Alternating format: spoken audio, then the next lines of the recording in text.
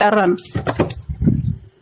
አንድ መጽሐፍ የሚያነበው ኦኬ እኔ ያልኩት እሱን በርግጥ አንቺ አንብበሽ ትክክል አይደለም ብትኝ ችግር የለውም ልክ ነሽ አንቺም ደግሞ እኔ እንድድን አይደል ፈክሸሽ እንትን እያደረግሽ ያለሽ ትክክል እንደዛ መሆኑን አውቃለሁ እንደዛ አንቺም አሁን በርግጥ ጊዜ ሰተሽ ሰዓት ደቂቃ አሁን ኢንተርኔት ላይ ገንዘብሽ አባክነሽ እኔን ለማዳን ነው ሌሎችንም ለማዳን ነው ፈልገሽ ያወራሽ ሰዓትሽ አይደለም በርግጥ እኔም ማብለሽ በክርክር ሳይሆን በብልሃትና በእንትን ነው በትግስት ነው መደማመጥ ያለብንና አሁን ምሳሌ እሱ መጽሐፍ ቅዱስ በእኛ አስተምሮ ልክ ነው ያንቺ አስተምሮ ልክ አይደለም አሁን እሱን እንዳነበብሽው ሌላ መጽሐፍ ላይ ኮሜንት ቅድም ትክክል አይደለም ብለሻል ትክክል አይደለም ብለሻል እኛ ትክክል ነው ብለናል እሺ እንደዛ ከሆነ ትክክል መሆኑን አለመሆኑን በዛ ብቻ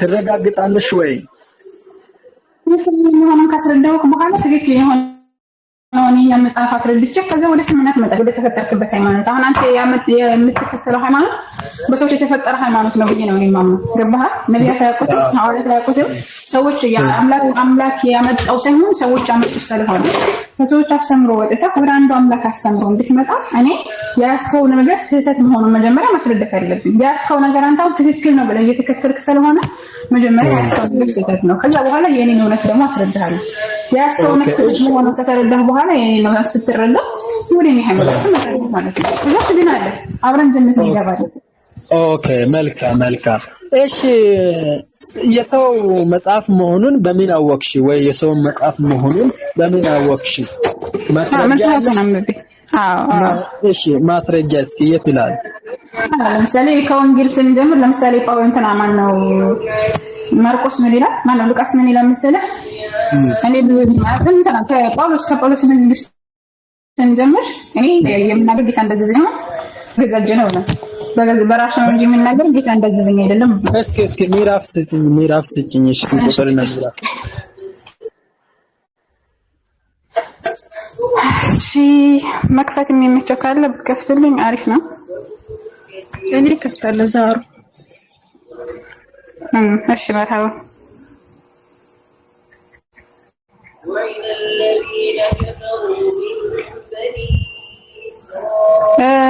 ሁለተኛ ቆሮንቶስ ምዕራፍ 11 ከቁጥር 17 እሺ ሁለተኛ ቆሮንቶስ 11 17 ሌላም በጣም ብዙ ነፋሉ በነገራችን ላይ ግን እንደ ናሙና ነው እየሰጠነ ያለን እሺ እስኪ አንብቢ እንደዚህ ታምኜ ስመካ የምናገረው በሞኝነት እንጂ ጌታ እንደዚህ አይደለም ይላል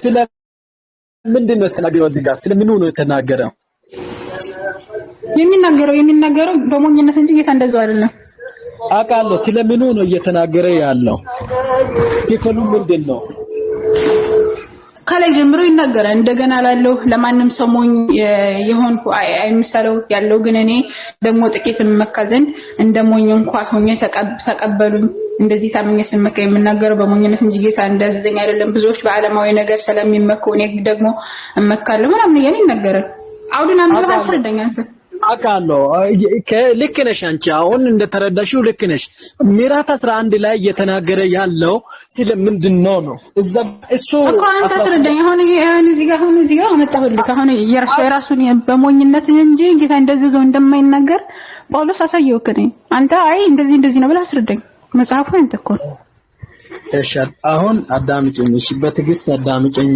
ያው ትክክል አይደለም የሚዘጋም ብትኝ ችግር የለም መጽሐፉን እኔ ያው አንቺ የምታምኚው አላህ ትክክል ነው እኔም የማምነው ኢየሱስ ትክክል ነው ላንቺ ለኔም ትክክል ነው መጽሐፉን እሺ ላንብበው አንድን ይጅልኝ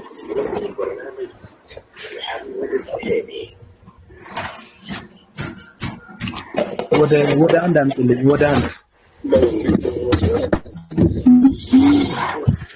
ከአንድ ጀምረህ ልታነብ ነው እንዴ ረጅም እኮ ነው ወገናችን 17 ላይ አንብብ ፖይንት ወይም ብቻህን አንብብና ሌላ ሰው ይቀጥል እስከዛ ብቻህን አንብብና መልስ ስጥ አይሻልም ዛሬ ወይስ ያንብብ እንደዚህ ይሻላል ልክ ነሽ፣ ግን በአውዱ ነው ማየት አለብን እንጂ ቁጥሩን ብቻ በጣም ረጅም ስለሆነ አውዱ እንትና ማንስም ረጅም ነው አውዱ። ቢያንስ እንኳን ይሄን ለማንበብ ቢያንስ ሩብ ሰዓት ይፈጅብህ ነው። እስከምታነብ ቁጭ እንዳንጠብቅህ ቁጭ ብሎ ስለሚጠብቅ ምን እናደርጋለን መሰለህ? አንብበውና ጥቅል ሐሳቡን ለመናገር አንብበው እናንተ ከዛ እስከዛው ድረስ ሌላ ሰው ጋር ከዛ ታስረዳናለህ። ይገባሃል? አንብቤ ያለው በርግጥ እኔ ለማለት ፈለኩት ለእናንተ ጥቅል ሐሳቡን ነገረን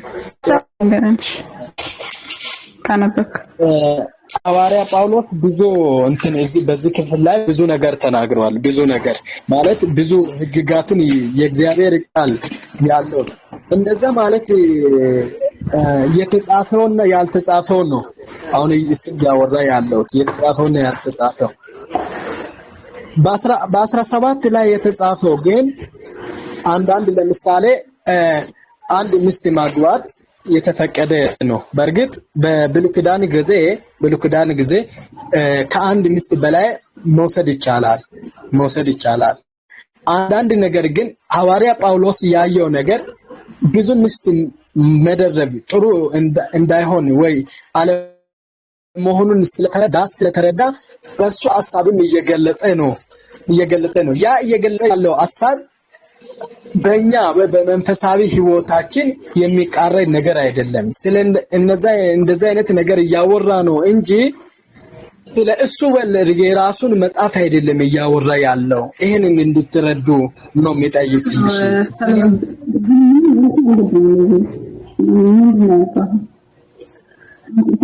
ሚስት ነው የሚያወራው። ከዛ በኋላ ስለ አንድ ሚስት ነው የሚያወራው አልክ። ከዛ እሱን ለመግለጽ ፈልጎ ነው አልክ።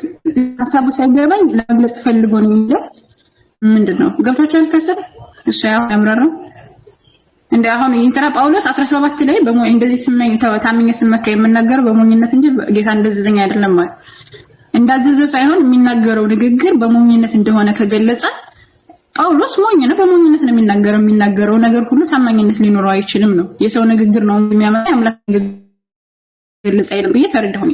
አይደለም ብለህ መሞገት ያለብህ አንተ ማስረጃን አማክለህ ያንን ነገር ስህተት ነው ብለህ ስትሞግተኝ እንድረዳው አድርገህ ግለጽልኝ። ምንድነው ያልከው? ልክ ነሽ። ሞኝነት ያለው እኮ የዓለምን ነገር ሞኝ አሁን ለምሳሌ ዓለምን ነገር ነው እንጂ መንፈሳዊ ነገር ሞኝ ሆኖ አይደለም እያወራ ያለው። አንቺ እንደ ክፍሉ አውድ ማየት ያለብሽ ያልኩሽ ቅድም ከአንድ ጀምረን እናነበው ያልኩሽ ለዚህ ነው እንጂ አንቺ እንደምትረጂው አይደለም። የሰው መጽሐፍ አይደለም፣ መጽሐፉ የእግዚአብሔር ነው። እኔ እንትን ምልሽ እሱን ስለተረዳው ይሄንን ጥቅስ ስለወሰድኩ ይሄን ስላየው የሰው እየወስናለው ካልሽ ሌላ መጽሐፍ ትስጭኛለሽ፣ ችግር የለውም፣ አንከራከርም። አሁን የገለጽኩት ስነት ማስረዳታችንም አንተ ማለት አሁን ያመጣሁት መጽሐፍ አሁን ያመጣሁት ጽሁፍ አሁን ያመጣሁት ቴክስት ይህ ቴክስት የሰው ቃል እንደሆነ ባይብል ያሳያል። በሞኝነት ነው እንጂ የሚናገረው ጌታ አዞት አይደለም የሚለውን ሐሳብ ተቀበልኩ። እዚህ ላይ አንተ ይሄንን ነገር ሞግት እያልኩ ነው፣ ወይም ደግሞ ተቃረነው ይሄ ነገር ትክክል አይደለም አንቺ የተረዳሽው ነገር ስህተት ነው በለኝ እያልኩ ነው። ይሄን ነገር ታዩና ሌላ ደግሞ ካለ ስጪኝ ካለ ሌላ ደግሞ ተጨማሪ እሰጥሃለሁ፣ ችግር የለም። ተጨማሪ ስጪኝ። ይሄ በርግጥ አስረድቻለሁ እኮ ይሄንን እያወራ ያለው ሞኝነትም ያለው በዓለማዊ ነገር ሞኝ ሆኖ እያወቀ እንዳላወቀ ሆኖ ወይስ ለመስራት አቅም ኖሮት ግን ለመስራት መጽሐፍ ቅዱስ ወይ መጽሐፍ መንፈሱ ስለማይፈቅደው ሞኝ ሆኖ ነው እንጂ ደግሞንም አንዳንድ ትእዛዝ ጌታ ያልፈቀደው ትእዛዝ ቅድም እንዳልኩሽ ለኛ የሚጎዳን ከሆነ አሁን ሐዋርያ ጳውሎስ ለቆሮንቶስ ላሉ ሰዎች የሚጎዳቸው ነገር ከሆነ አንዳንድ ነገር ያደረገ ነገር አለ ለነሱ ጥቅም የሆነው የመከራቸው ነገር እሱ ነው እንጂ ያወራ ያለው መጽሐፉን ስለራሱ አይደለም፣ የሰው መጽሐፍ ሆኖት አይደለም ነው የኔ እንትን ያወራሉ መሰረራስ እኮ ነው። እኔ ሞኝ ነኝ የምናገረው አምላክ ያዞኝ አይደለም አለ ጌታ አዞኝ ሳይሆን እኔ በራሴ ነው አለ። በሞኝነት ነው የምናገረው አለ። እንትን አልከው አሁን አንዳንድ ነገራቶች እንናገራን ከዛ በኋላ ጌታ እንደዘዘው የራሱ ሳይሆን ጌታ እንደዘዘው ነው። እሱ ደግሞ ጌታ እንደዘዘኝ አይደለም ይላል። ማንኛችሁን እንደምንቀበል አለቀም። አዎ ልክ ነሽ አንቺ። ሁሉንም ክፍል አይደለም እያወራ ያለው። ይሄንን 11 ላይ ያለውን 11 ያለውንም ብዙ አወርቷል። ግን በዛ ውስጥ አንዳንድ ነጥቦች አሉ። እሱን ነው እያወራ ያለው እንጂ እንደዛ አይደለም።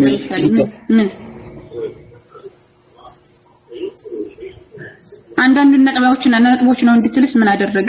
እንደገና ደግሞ እሱ እየተናገራለው ስለ ጥቅል ሐሳብ ከሆነ አንተ አንዳንድ ነገራቶች ነው እንዳደረገ በማስረጃ ግለጽልኝ።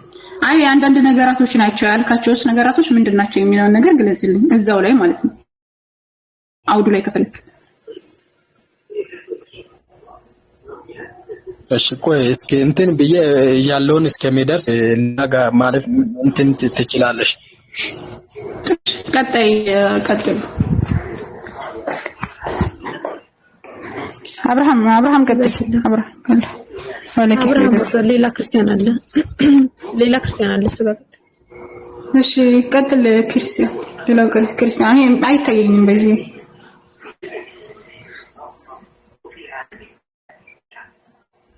ኦኬ። አብርሃም ከታች ያለ ቀደም ወረደው ይሆናል። ግባ በቃ እየጻፍክ ነው። ግብና ማን መልሱልኝ። ክርስቲያን አይደለም እንዴ? በቃ ልትማር ይሆናል። ይገባው ተቀመጥ። ችግር የለም። ብቻ ነው ልቀጥል። አንዴ ይቅርታ። ኦኬ ቀጥልሽ። ምን ይሰማል? ማን ነው ያወራ ያለው? መልስልኝ። እሺ መልስልኝ። ቀጥል። ዛሬ ያነሳችው ነገር ነበርና ዛሬ አንድ ጥያቄ ብቻ ጠቅቄ ለመውጣት ነው ጊዜ ስላልለኝ። ዛሬ ቅድም ስታነሳ ምንድነው ያለችው? አንድ መጽሐፍ ከተበረዘ የአምላክ ቃል ሊሆን አይችልም ነው አይደለ? ሐሳብሽ እምነትሽ? ትክክል። እሱ ነው አለ። ግን እንጂል ተውራትና ዘቡር ደግሞ እንደተበረዙ ይታወቃል። አዎ ተበርዘዋል። እነሱ እንዴት የአምላክ ቃል ሆኑ ታዲያ? የአምላክ ቃል ሆነው እንዴት ተበረዙ? መጀመሪያ ከአምላክ ላይ የተወረደው ሳይሆን አሁን እናንተ ልጆቻችሁ የያዛችሁት እኮ ነው የተበረዘው። ከተበረዘ በኋላ ደግሞ ተበርዟን ብለን እንደምናምነው በቃ። ምክንያቱም ያን ነገር ከተቀላቀለበት ያን ነገር ስህተት መሆኑን ቁርአን አረጋጋጭ ነው መጣ። አረጋጋጭና አራሚ ሆኖ መጣ። ማለት ተዋረመ።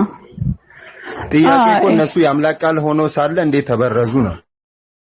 ከተበረዙ ደግሞ የአምላክ ቃል ላይ ስህተት አይገኝበትም ነው ያልኩት። ስህተት አይገኝበትም ወይም ደግሞ አንድ ነገር ስህተት ካለበት የአምላክ ቃል ሊሆን አይችልም አልኩኝ። እንዴት አምላክ ካወረደው በኋላ አምላክ ካወረደው በኋላ ያንን ነገር ምን አደረገ መሰለህ? አላህ Subhanahu Wa Ta'ala ተውራትና ኢንጂል በኋላ ጥበቃው ሰጥቷቸው በቁባቸው ኃላፊነት ሰጥቷቸው ነበር። እነሱ አልጠበቁ። ጥበቃው ለሰዎች ሰጥቷቸው ስለነበረ ማለት ነው። ስለዚህ ሳላልጠበቁ ተበረዘ ያን ነገር። ኃላፊነቱን ለነሱ ሰጥቷቸው ነበር። በሰጣቸው ኃላፊነት ደግሞ ይጠየቁበታል። ገብቷል? ስለዚህ ምን አደረገ አላህ Subhanahu Wa Ta'ala? መጨረሻውን የመደምደሚያውን ነብይ ሰለላሁ ዐለይሂ ወሰለም ሲልክ እውነቱን ከውሸት ለይቶ ትክክለኛውን መጽሐፍ ፉርቃንን ልኮ ከዛ በኋላ ያንን ነገር እውነቱን ከውሸት ለይቶ የነቢያት አስተምሮ ምንድነው የሚለውን ነገር አረጋገጠ፣ ስህተቱን አረመ። ስለዚህ ትክክለኛ የሆነው የአምላካችን አላህ Subhanahu Wa Ta'ala ንግግርና የነቢያቶች አስተምሮ ቁርአን ላይ ይገኛል ማለት ነው። ምን መሰለሽ አሁን ትክክለኛው ያለ ቃልም ይሁን በሰዎችም ያስጠብቅ በሌላ መላእክትም ያስጠብቅ። ግን ይሄ መለኮታዊ የሆነ እንደውም በእጁ ጽፎት ነው ሰጣው ስትይ ነበር ቅድም ለነብዩ ሙሳና ይሄንን አክል የራሱ ቃል ሆኖ እንዴት አልጠበቀውም አላህ?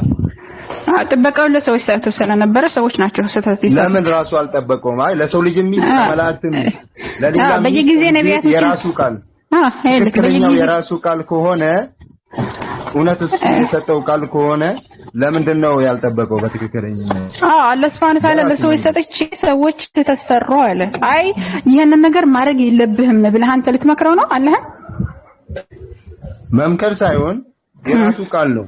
ይሄ ነገር እኮ ሲበረዝ መቼም ብዙ ሰዎች እንደሚጠፉ ይታወቃል። አላህ ሁሉ በነፃ ምርጫቸው ነው እንደሚሳተቱ እያወቀ ግን ይሄ ነገር በእውነት ተበርዞ ከሆነ ግን እንደተበረዘ ደግሞ የሚያኮን ለምን ይሄንን አክል ዝም ይላል? ፈጣሪ ሆኖ ማለት ነው። በየጊዜው ነቢያቶችን ልክና ነቢያቶችን ያስነሳ ነበር። በየጊዜው ነቢያቶች ሲልኩ የመጀመሪያውን መጽሐፍ በማረም ትክክለኛውን ያስተምሩ ነበር። ስለዚህ ምን አደረገለት Subhanahu Wa Ta'ala? ጥበቃው ለሰዎች ሰጣቸው፣ ኃላፊነት ሰጣቸው። የሰጣቸውን ኃላፊነት ካልጠበቁ በዛ ነገር እንደሚቀጣ አስቀመጠ። ለምሳሌ አንተ አሁን እያልክ ያለው ነገር እኮ ምንድነው? አምላክ ምንድን ላይ ለምን ፈጠረን? ከፈጠረን በኋላ ለምን ፈተና አስቀመጠ? ፈተና ለምን አስቀመጠ እያልክ እየጠየቅክ ነው። አምላክ ከሚሰራው ነገር አይጠየቅም። ገብቶሃል? ያንን ነገር ፈተና ሲያስቀምጥ ያንን ነገር ይሄንን አድርግ ይሄንን አታድርግ የሚል ካስቀመጠልህ በኋላ ያንን ከጣስክ ትቀጣበታለህ። ስለዚህ ከህግጋቶች መካከል አንዱ ምንድነው? ጠብቁ ብሎ አስቀመጠ። መጽሐፉን የሰጣቸውን ለነቢያቶች የሰጠውን መጽሐፍ ነቢያቶች በሚሞቱ ሰዓት አዋቂዎቹና ሰዎቹ ምን አደረጉ? እየቀየሩት መጡ። ሲቀይሩት ደግሞ ነቢያቶችን በየጊዜው ይልክ ነበር አላህ ሱብሓነሁ ወተዓላ። ያንን ትክክለኛውን ያስተምሩ ነበር። ነብዩ መሐመድ ሰለላሁ ዐለይሂ ወሰለም ሲመጡ ግን ጥበቃውን ለሱ አደረገ። ለምን? ከሳቸው በኋላ መጽሐፍ አይመጣም፣ ከሳቸው በኋላ መልእክተኛ የላክም። ስለዚህ ጥበቃውን እሱ አደረገና እሱ መጠበቅ ጀመረ ማለት ነው። ኦኬ ነቢያት ባልነበሩበት ጊዜስ አሁን ለምሳሌ በነብዩ ኢሳና በነብዩ መሐመድ መካከል ብዙ ዘመናት ነበሩና በዛ መካከል መቼም ነብይ የለም መሰለኝ ከዚህ በፊት የሰማሁት አስተምሮ ማለት ነው። በዛን ጊዜስ እንዴት ነበር የሚሆኑት ህዝቦች? መልእክቱ ትክክለኛ መልእክቱ ያልደረሳቸው ሰዎች ካሉ ፈትራ ውስጥ ይገባሉ። አላህ ሱብሓነሁ ወተዓላ መልእክተኛ ሳንልክ የምንቀጣ አይደለንም ብሏል። እነዛ ሰዎች መልእክት አልደረሳቸውም ብሎ አላህ ሱብሓነሁ ወተዓላ ይቀጣቸው። መልእክት ካልደረሳቸው አምላክ አላህ አዘ ወጀል ተይሆነ አምላክ ነው። ኦኬ በተሳሳተ ትምህርትን ቢማሩ ማለት ነው የለውም። የተሳሳተ ትምህርት ተምረው እነዛ አካላቶች ቢወድቁ ራሱ አላህ ሱብሓነሁ ወተዓላ በዛ ምክንያት አይቀጣቸውም። ለምን ከተባለ መልእክተኛ የሚባለው ነገር ስላልነበራቸው ማለት ነው። ወይም ደግሞ በሰዓቱ የሚያርማቸው ስለነበር የተረዱትን እና ያዩትን ነገር ነው የሚይዙት። እንግዲህ እስኪ መልእክቱ ከመጣ በኋላ አሁን ነብዩ ሰለላሁ ዐለይሂ ወሰለም ከመጡ በኋላ ግን ለምሳሌ ኢየሱስ ክርስቶስ ዐለይሂ ሰላም ተሰቅሏል ብሎ እንደው ከነብዩ ሰለላሁ ዐለይሂ ወሰለም በፊት ያሉት ህዝቦች እንደዛ ቢያምኑ ላይቀጡ ይችላል። አይቀጡም ለተባለ ማቸው ለማ ገብቶሃል። ነገር ግን ካረማቸው በኋላ አልተሰቀለም ብሎ ከነገራቸው በኋላ ግን ተሰቅሏል ብሎ ከተናገሩ የዚያን ይቀጣሉ። በምን ያውቃሉ? ትክክለኛው አስተምሮ ይሄኛውና ያኛው መሆኑን በምን ለይቶ ያውቃሉ? ይሄኛው የራሱን አስተምሮ የራሱን አስተምሮ ትክክለኛ አስተማረ። ቆይ አንዴ ልጨርስ።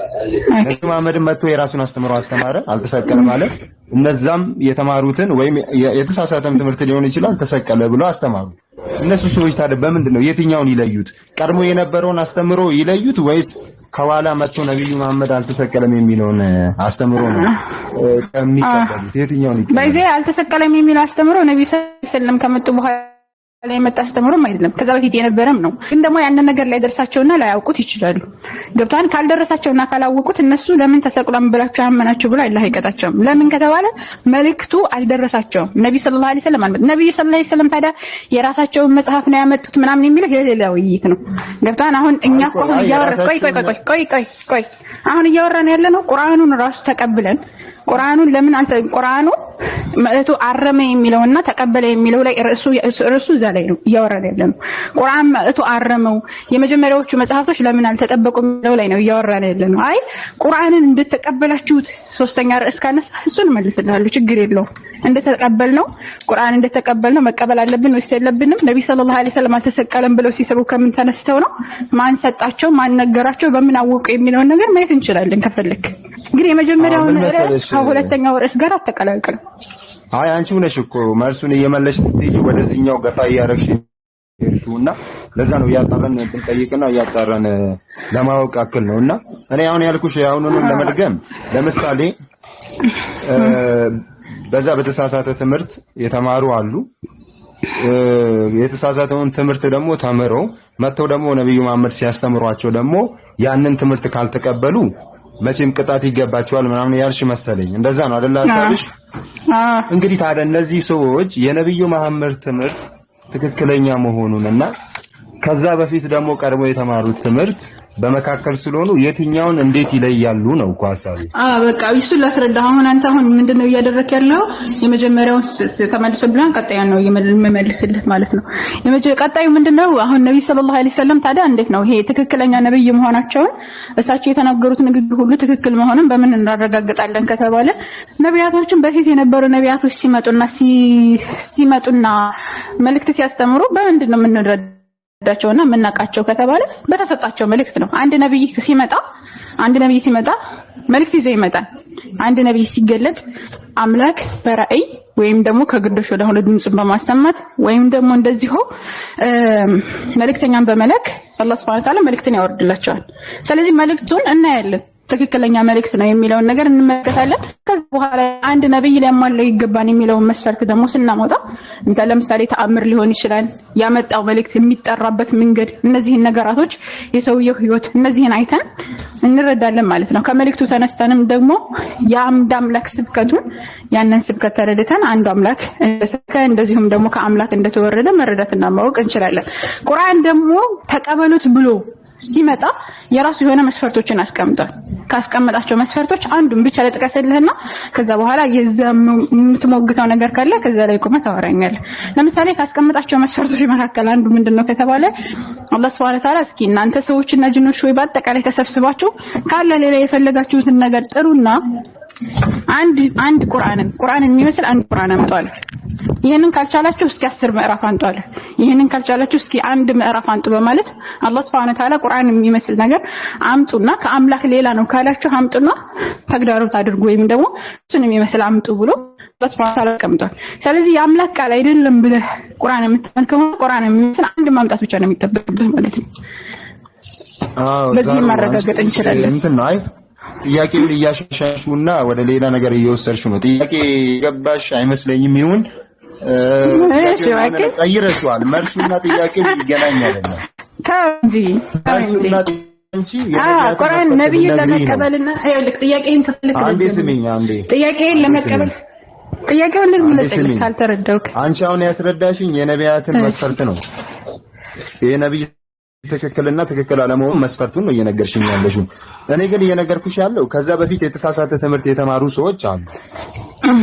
በዚህ መሃል ደግሞ ነብዩ መሐመድ መጥቶ ሌላ ትምህርት አስተምሯል። ይሄኛውን የተሳሳተውንና ያልተሳሳተውን እንዴት ያስታርቃሉ ነው ያልኩሽ እንጂ ስለ ነቢያት መስፈርት ትክክለኝነት አይደለም። እነዛ ሰዎች አያውቁም። ስለ ነቢያት መስፈርት ትክክለኝነት ምን እንደሆነ ራሱ አያውቁም። ለምን? የተሳሳተ ትምህርት ተምሯል ብላችሁ ስለምታስቡ ማለት ነው። እሺ ሰላማታሩ ገብተኛ መጀመሪያም ገብቶኝ ነው የመለስኩልህ። ጥያቄህን ከዚህ የዘለለ አይደለም። አሁንም ድጋሜ ደገምከው እንጂ ከዚህ የተለየ ጥያቄ አልጠየቅም። በመጀመሪያ ነው የመለስኩልህ ምንድነው ያስተማሩት ትምህርት ይሄኛው ትክክል ያኛው ስህተት እንደሆነ በምን ሊለዩ ይችላሉ አልከኝ። አንድ ነብይ ለመሆኑ ትክክለኝነቱን ለማረጋገጥ በነገራችን ላይ ክርስቲያኖችና አይሁዶች ብቻ አይደለም ነብዩ ሰለላሁ ዐለይሂ ወሰለም ምን የሚቀበላቸው የተላኩት ለዓለማት ነው። ዓለም ነው የሚቀበላቸው። ዓለም ሲቀበላቸው ቆይ እንጂ ተረጋጋ። ዓለም ሲቀበላቸው ቀደምቶች የነበሩትን መጽሐፍቶች አንብበውና አረጋግጠው ሳይሆን በራሳቸው ህሊና መዝነውና አውቀው ነው። ሲመዝኑ ታዲያ እንዴት ነው ማወቅ የሚችሉ ከተባለ ትክክለኛነቱን አላህ Subhanahu Wa Ta'ala በዚህ መልኩ አረጋገጠ። ለምሳሌ የእውነተኝነቱ የቁርአን እውነተኝነት የሚያረጋግጠው በዚህ ነው ብዬ አንዱን አመጣሁልህ። አንዱ ምንድነው አላህ Subhanahu Wa Ta'ala እውነተኛ ከሆናችሁ አንድ ምዕራፍ አንጡ ብሎ አንድ ምዕራፍ ወርዶ አላህ Subhanahu Wa Ta'ala ተግዳሮት አስቀመጠ። ለእውነተኝነቱ ይሄ ማስረጃ ነው ብዬ ማስረጃ ስሰጥ ከዛ አይ ሰላ እንድጥቅስ ነው የጠቀስኩት ምናምን አትልም። እኔ እኮ ሰለ ሁሉም እየነገርኩ ነው። ሁሉንም ጥቅስ ነብይ ማለትም የተናገሩት ነገር ትክክል አልተሰቀለም የሚለውም ትክክል እንደሆነ እንደዚሁም ደግሞ ሌሎችንም እናንተ ያስተማራችሁት ስህተት ነው ብለው ለመቀበል መጀመሪያ የነብዩን ሰለላሁ ዐለይሂ ወሰለም እውነተኝነት መቀበል አለባቸው። ገብታን ይሄኛው ትክክል ነው ያንኛው ስህተት ብለው ለማረም ማለት ነው።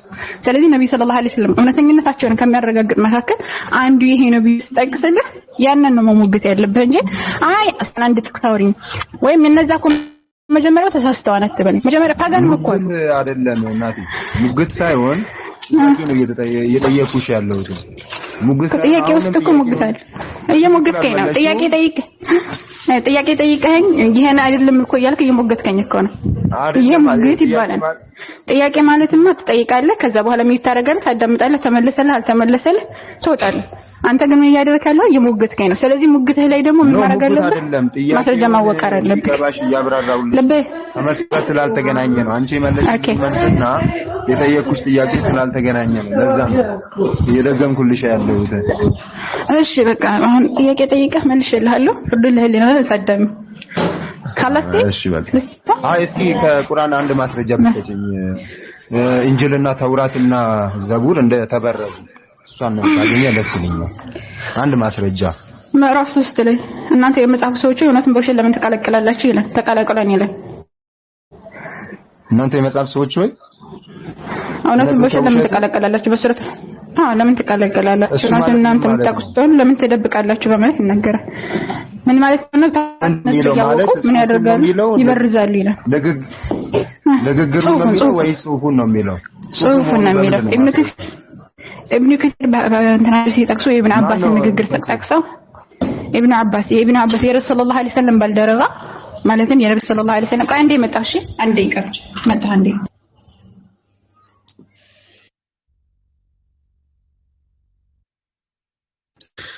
እሺ ዛሬ እስከመጣ እኔ ቪዲዮ ፖስት ቻለሁ ሼር አድርጉ ሁላችሁም መጀመሪያ ላይ የምታገኙት ቪዲዮ ሐዋርያዊት መሲያለሽ መሲ ዛሬ ከመጣሽ መቀጠል ትችያለሽ አላሁ ትናንትና ሰበር ዜና ብለው በዳታ ነው የገባሁት አስቢ በዳታ ገብቼ በከታተል አባረሩኝ ሰበር ዜናውን ሳልሰማ ምንድን ነበር ሰበር ዜናው ንገሪኝ ዛሬ እስከምትመጣ ወንዶች ጋር መጽሐፍ ነው የወደፊት መጽሐፍ ያለን የሚታተም ያ ነው ሰበሩ እኔ እስከሰማው ድረስ ያ ነው በትንቢት ማተም ነው የትንቢት ማተም የሚባል መጽሐፍ አለ እሱ ነው እኛክ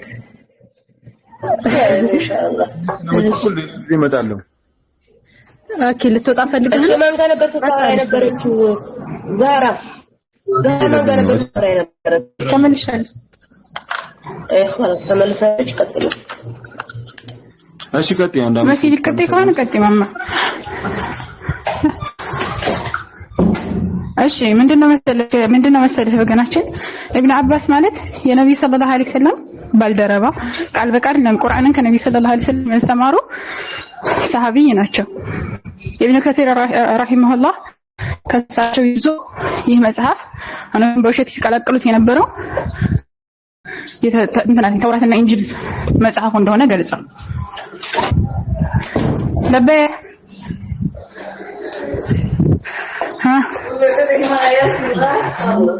سبحان الخالق عجيب اي والله ملسكي ድምጽ ስለተጣባ መሰለኝ ደጋሚ ታርግና ደምጤ እሺ ኢብኑ አባስ ማለት የነብዩ ሰለላሁ ዐለይሂ ወሰለም ባልደረባ ሲሆን ቁርአንን ከስራቸው ቁጭ ብሎ የተማረ ሰው ነው ኢብኑ ከሲር ማለት ደግሞ ሙፈሲር ሲሆን የኢብኑ አባስን ንግግር ይዞ ቁርአንን የፈሰረ ያብራራ ሰው ነው ስለዚህ በማስረጃ ሰጠውክ የኢብኑ አባስ ንግግር የተገኘን ካልፊ ደግሞ ሰሂህ ቡኻሪ ላይ ይገኛል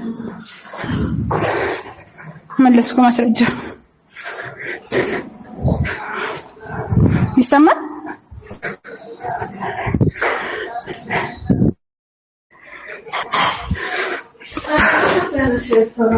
هاي لا ما تهمش ماذا نكفي ايش اسمه هذا لا قصدي استسمعتوا يا جماعه ده سهل قصدي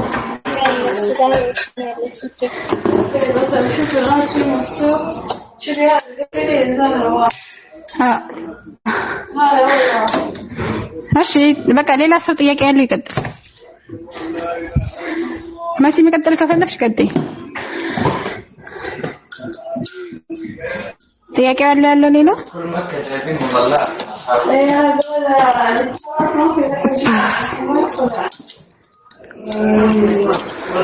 ሰማሉ ጀማ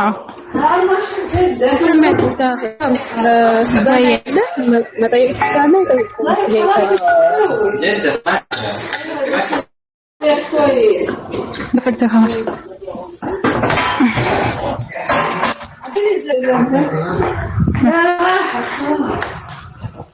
በላይ ጥዬ መቀጠል ትችላለህ አይ ይሰማሻል ግን እንትን ጃጃታ ስላለ ስራ ላይ ስለሆንኩ ነው ቀጥል ይሰማኛል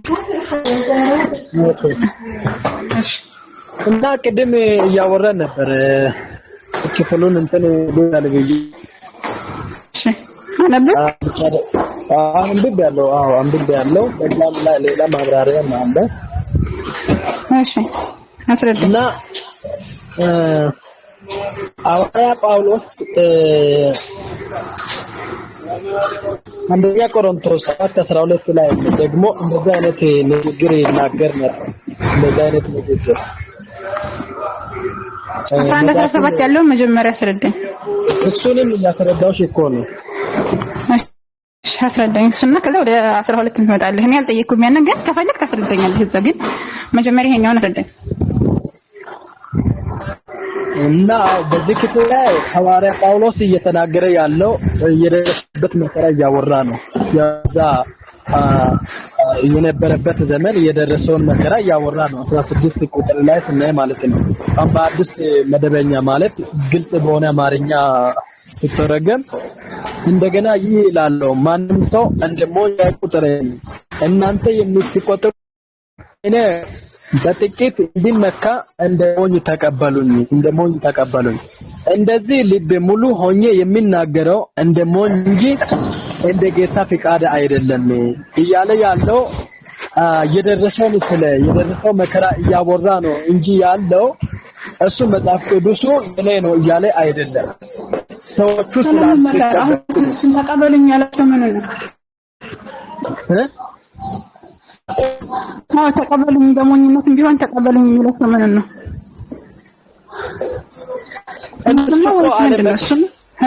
እነሱ አልተቀበሉትም ነበር በጊዜው ማለት የደረሰው መከራ ያወራ እኮ በሞኝነትም ቢሆን ተቀበሉኝ የሚላቸው ትምህርቱን አይደል እንዴ? ታዲያ የሚያስተምረውን ትምህርት አይደለም? ሞኝ ቢሆን ራሱ ተቀበሉኝ አለ አሁን ሞኝ ሳይሆን እያለ ያለው እኮ እኔ ሞኝ አይደለም። ግን ሞኝ ቢሆን እንኳን ሞኝ ብላችሁ እናንተ ብታስቡ እንኳን ሞኝ እንኳን ሆኜ ነገር ተቀበሉኝ ነው እያለ ያለው። ሞኝ ቢናገር አይደለም ሞኝ 16 ላይ ተናገረ እኮ እኔ ሞኝ አይደለም ብሏል እኮ ገባኝ። እና እናንተ ሞኝ ብላችሁ ታስባላችሁ። እናንተ ታስባላችሁ ሞኝ እንኳን ቢሆን ያን ሞኝነቴን ተቀበሉኝ አላችሁ አይደለ?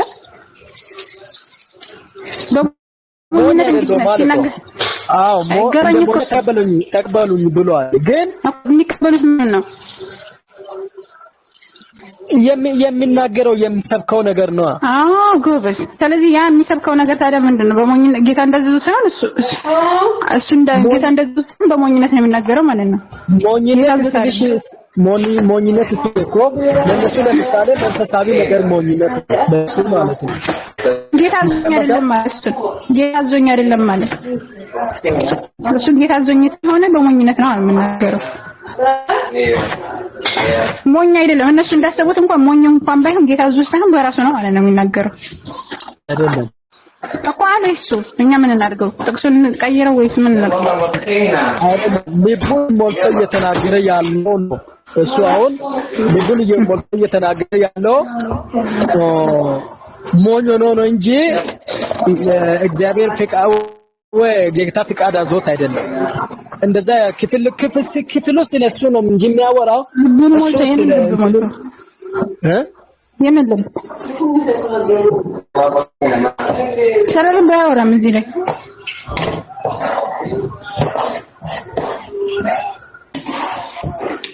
ማሽ ሌላ ጥያቄ አለ። ሌላ ጥያቄ ብጠይቅ ይሻላል መሰለኝ ከምናቻለ። እሺ ሌላ ጥያቄ ልጠይቅሽ። እሺ አሁን ለምሳሌ እሱን አንብበሻል። የሐዋርያ ጳውሎስ የተናገረውን እሱን ተቀበልሽው። እሺ እሱ ስለራሱ እንደሚናገር ተቀበልሽ። ስለ ጌታ ተናገረውን የተቀበልሽው ነገር አለ? ስለ ጌታው የተናገረው ራሱ ስለ ጌታ ተናገረ የተባለውን ራሱ በሞኝነት ነው እንጂ ጌታ አዞት አይደለም እኮ አልኩ። ታዞ አይደለም በራሱ ነው የተናገረው። እሺ አውዱ እኮ አልወሰድሽም እኮ። እሺ መጽሐፍ ቅዱስን መክፈት ይመችሻል? መጽሐፍ ቅዱስን ለመክፈት ጳውሎስ የተናገረው በአጠቃላይ ስህተት ነው ብዬ ነው የማምነው። ያስተማረው ትምህርት ኢየሱስን ይቃወም አምላክን ራሱ ሞኝ እያለ ይሰደብ ነበር ጳውሎስ ነገር አላለም። እሺ መጀመሪያ መጽሐፍ እሺ ነገር ላሳይ ማስረጃ ልስጥ። እሺ እሺ ማውጣት የሚመቻል አምላክ ሞኝ እሺ ሞኝ ያለበት እሺ እሺ የትኛው ክፍል ላይ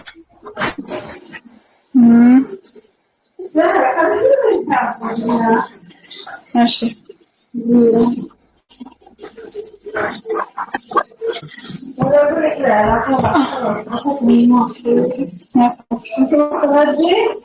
هلا بس اللي አንደኛ ቆሮንቶስ ምዕራፍ 1 ከቁጥር 25 ላይ ያውጡልኝ። እሺ بشوفوا الحين اكيد خلص 11:25 እሺ አውጥለት ጀማ 11:25 አምላክን ሞኝ ነው ይላል እዛ ላይ ጳውሎስ። አምላክን የሚሳደብ አካል እንዴት ነው አንድ ሰው ትክክለኛ መምህር ሊሆን የሚችለው? እስኪ አንደኛ ቆሮንቶስ ነው አንደኛ ቆሮንቶስ አና በኸይራን ከፈክ አንተና አንደኛ ቆሮንቶስ 11:25 ማን ነው? 25 እስኪ ነው አንደኛ ቆሮንቶስ ምዕራፍ 1 ከቁጥር 25 25 ነው 1:25 ኦኬ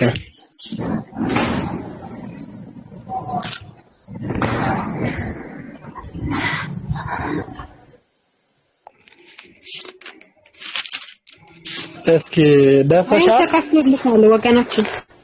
ኦኬ እሺ አንብቡ 25 ላይ እሺ እንዲህ ይላል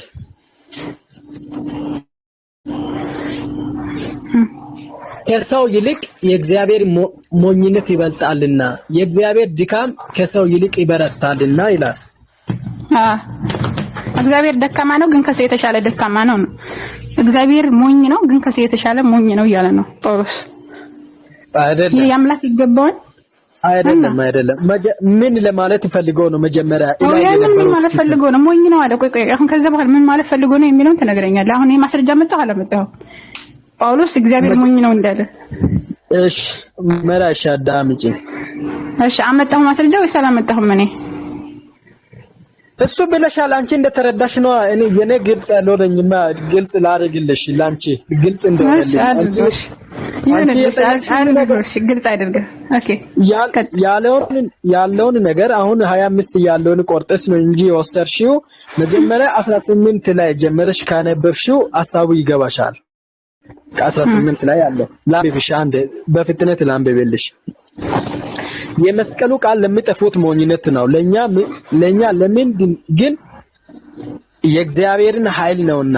የጥበበኞች ጥበብ አጠፋለሁ፣ የጥበበኞችን ጥበብ አጠፋለሁ፣ የአስተዋዮችን ማስተዋል እጥላለሁ ተብሎ ተጽፏል። ጥበበኛ የት አለ? ጻፊስ የት አለ? የዚች ዓለም መርማሪስ አለ?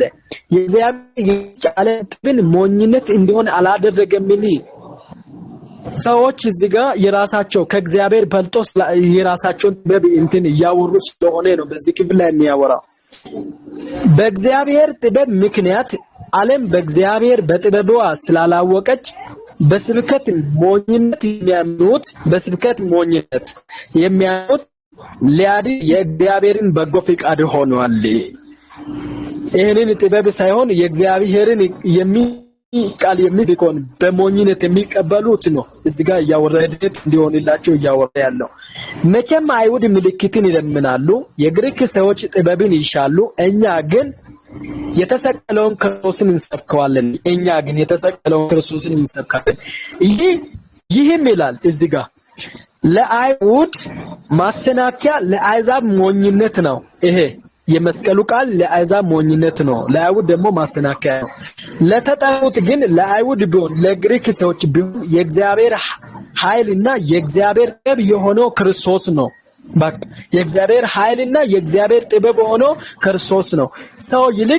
የሰውን ይልቅ የእግዚአብሔር ሞኝነት ይበልጣል። የእግዚአብሔር ሞኝነት ማለት አሁን እዚህ ጋር ማየት አለብሽ። ሞኝነት ማለት የዓለማዊ ነገር ለክርስቲያኖች ሞኝነት ነው። ዓለማዊ ነገር የዚች ዓለም ጥበብ ለክርስቲያኖችም ይሁን ለማንም ለእግዚአብሔርነት ነው። እኛ የምናስብ ዓለማዊ ነገር ሞኝ ነው። ለኛ እንደ ሞኝነት እንቆጠረዋለን የትኛውም ጥበብ ቢሆን። ይሄንን እያወራ ነው እንጂ ያለው እግዚአብሔር ሞኝ ነው እያለ አይደለም። ቆይ የእግዚአብሔር ሞኝነትና የእግዚአብሔር ሞኝ ማለት አንድ ነው እንዴ? የእግዚአብሔር ሞኝነት ማለት ለምሳሌ ለዓለማዊ ነገር ለእግዚአብሔር ሞኝነት ነው። ዓለማዊ ነገር ይሄን ነው እንጂ እያወራ ያለው እግዚአብሔር ሞኝ ነው እያለ አይደለም። ከሰው ይልቅ አንድ ጊዜ ላንብብልክ እኔ አንደኛ ቆሮንቶስ ከሰው ይልቅ የእግዚአብሔር ሞኝነት ይጠበባልና አለ። ከሰው ይልቅ የእግዚአብሔር ሞኝነት ይጠበባልና እግዚአብሔር ድካም ከሰው ይልቅ ይበረታልና አለ። ሰው ደካማ ነው፣ ግን ደግሞ የእግዚአብሔር ድካም የበረታ ነው።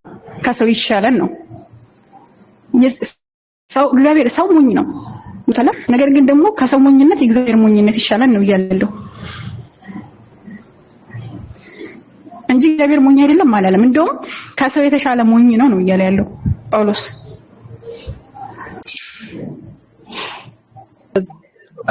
እንደዛ አይደለም።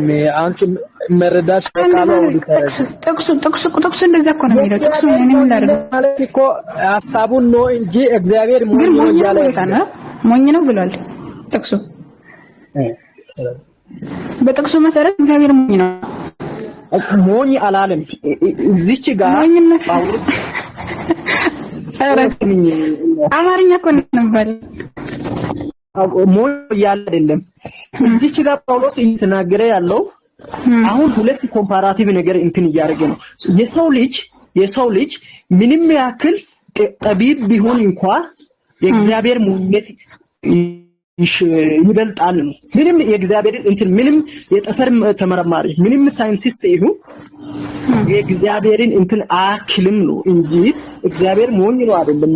ኮንቴክስቱ ላይ እንደዛ ይልም አሁን ስለ ክርስቶስ መስቀል እየሰበከ ነበርና ጳውሎስ የቆሮንቶስ አማይለውን አትበል የሚለው ከሰው ልጅ የእግዚአብሔር ሞኝነት ነው የሚለው እንጂ ከሰው ጥበብ የሚለው ምንድነው መሰለህ? ከሰው ይልቅ የእግዚአብሔር ሞኝነት ይጠበባልና ነው የሚለው። ሰው ሞኝ ነው፣ ነገር ግን የእግዚአብሔር ሞኝነት ይጠበባል ነው። ከሰው ይልቅ የእግዚአብሔር ሞኝነት ይጠበባል። የእግዚአብሔር ድካም አለ፣ እግዚአብሔር ደካማ ነው። ይጠበባል ማለት እግዚአብሔር ይበረታል ነው። እግዚአብሔር ይበረታል እኮ የእግዚአብሔር ድካም ከሰው ይልቅ ይበረታል። ሰው ምንም የበረታ ቢሆን የሚበልጠው የእግዚአብሔር ነው። እዚች ጋር እግዚአብሔርም እኮ ይደክማል ነው እኮ እዚህ ጋር አሁን እኮ የምንረዳው እግዚአብሔርም ይደክማል እንከሰው እዚህ ጋር አናሎጂ እንትን ያመጣው አናሎጂ አንቺ ቆርጠሽ እግዚአብሔር ሞኝ ነው እንትን ለማለት ነው። እኔ አላመጣሁትም። እኔ ያመጣሁት ሳይሆን ጳውሎስ የተናገረው ንግግር ነው። እኔ ጥቅሱን ብቻ ነው እዚህ ጳውሎስ እዚህ ሊያወራ የፈለገው ነገር የእግዚአብሔርን ጥበብ እጅግ በጣም ትልቅ እንደሆነ ለማሳየት ነው እንጂ እግዚአብሔር ሞኝ ነው ማለት አይደለም። ግን ጥበበኝነቱ ከሰው የተሻለ ነው እንጂ እንትን ነው የተሻለ ይጠበባል። ከሰው የተሻለ ነው። ሞኝነቱስ አሁን እግዚአብሔር ሞኝ ነው ለማለት ሳይሆን ይበለው ነው። ጥበበኝነቱን ወሰድን እኮ። ለምንድን ነው ሞኝነቱን ያልወሰድከው? ጥበበኝነቱ ከሰው የተሻለ ጥበበኛ ነው ካልነ ሞኝነቱ ለምንድን ነው ከሰው የተሻለ ሞኝ ነው ብለህ እንዳትቀበል ያደረገ?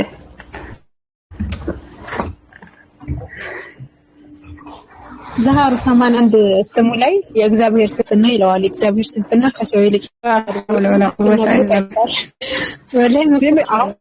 الله عما يقولون علوا كبيرا والله العظيم በጣም ነው ይሄ ጳውሎስ የሚባል ሰው በጣም ነው። በነገራችን ላይ ይሄ ብቻ አይደለም፣ ከፈለክ ብዙ እንሰጣለን። አምላክን በጣም ነው የተሳደበው ጳውሎስ። አንቺ እኮ በተሳሳተ መንገድ ነው የተረዳሽው። ሲጀመር ሞኝ ነው ቃሉን ቆርጠሽ ወሰርሽና እግዚአብሔር ሞኝ ነው ጳውሎስ የሚናገረው ከላይ ስብከቱን ሲሰብክ ጳውሎስ ሞኝ ነው ብሎ እንትን እያሉት ነበር። ስለ ኢየሱስ እየሰበከ ያለበት ሞኝ ነው እያሉት ነበር። ግን እኮ ሞኝ ነው እያሉት ነበር። ግን እሱን እንትን ለማስረዳት ነው ያመጣው እንጂ ምንም ባክል ምንም ጠቢብ ቢትሉ እንኳን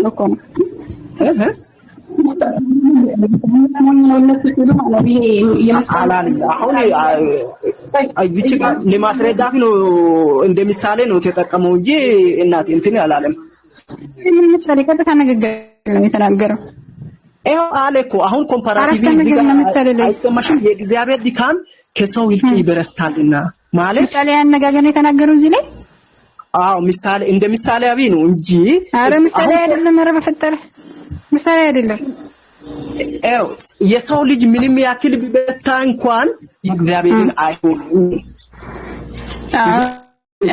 ግን ብርቱነቱን እንደዛ ከወሰድን እግዚአብሔር ሞኝ ነው ግን ደግሞ ከሰው ግን ይበልጣን እያለ ነው። ከሰው የተሻለ ደካማ ነው። ለምሳሌ እግዚአብሔር ደካማ ነው፣ ከሰው ግን የተሻለ ደካማ ነው እኮ እነሱ መቱን እየዘኮ ነው ግን ከሰው ይበረታ ነው።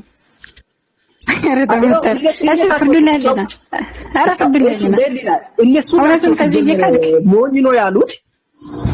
አሁን ጳውሎስ የሚሰብከው ነገር ሞኝነት ነው ብሎ ነው እነሱ የወሰዱት። ግን ጳውሎስ ይሄን ለማስረዳት ብሎ ይሄ የሚሰብከው ነገር ሞኝ ቢሆን እንኳን ከእናንተ ጥበብ ይበልጣል ለማለት ነው። ሞኝ ቢሆን እንኳን አይደለም፣ ሞኝ ቢሆን እንኳን አላለም።